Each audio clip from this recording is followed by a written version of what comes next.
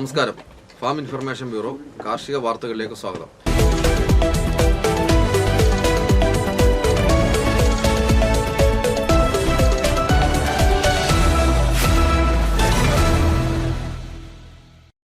കേരളത്തിലെ എല്ലാ കർഷകരും സ്വന്തം കൃഷിയിടത്തിൽ സൂക്ഷ്മ ജലസേചന സംവിധാനം സ്ഥാപിക്കുന്നതിന് ലഭിക്കുന്ന സാമ്പത്തിക സഹായത്തിന് ഓൺലൈനിൽ അപേക്ഷിക്കാം. കർഷകർ സ്വന്തമായോ അക്ഷയ കേന്ദ്രങ്ങൾ വഴിയോ pdmc.da.gov.in എന്ന വെബ് പോർട്ടലിൽ രജിസ്റ്റർ ചെയ്ത് അപേക്ഷ സമർപ്പിക്കാവുന്നതാണ്. അപേക്ഷയ്ക്കായി ആധാർ കാർഡ്, ഭൂ ഉടമസ്ഥത തെളിയിക്കുന്ന രേഖകൾ, ബാങ്ക് വിവരങ്ങൾ എന്നിവയാണ് ആവശ്യമായ രേഖകൾ. ഈ വർഷം ഓൺലൈനിനൊപ്പം കൃഷി എഞ്ചിനീയറുടെ കാര്യത്തിൽ ലഭ്യമാക്കിയിട്ടുള്ള നിശ്ചിത ഫോർമാറ്റിൽ ഓഫ്ലൈൻ അപേക്ഷകളും സ്വീകരിക്കുന്നതാണ്. വെള്ളായണി കാർഷിക കോളേജിലെ അഗ്രി എഞ്ചിനീയറിംഗ് വിഭാഗത്തിൽ ഒരു അസിസ്റ്റന്റ് പ്രൊഫസറിനെ കരാർ അടിസ്ഥാനത്തിൽ നിയമിക്കുന്നതിന് വാക്ക് ഇൻ ഇന്റർവ്യൂ നടത്തുന്നു. പ്രതിമാസം പരമാവധി വേതനം 44,100 രൂപയായി നിജപ്പെടുത്തിയിരിക്കുന്നു.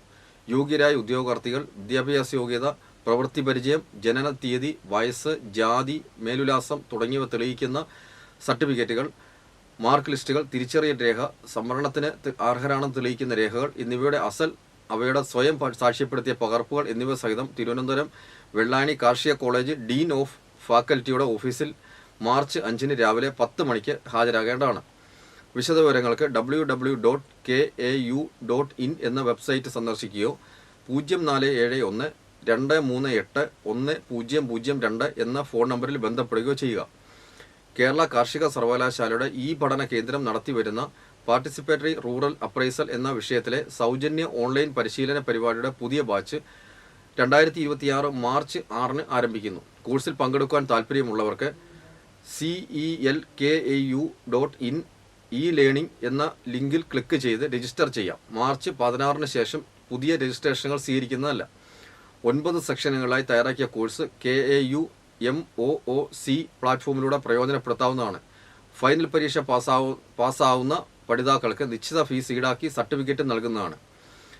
വിശദവിവരങ്ങൾക്ക് ഫോൺ നമ്പർ 0487-2438-566.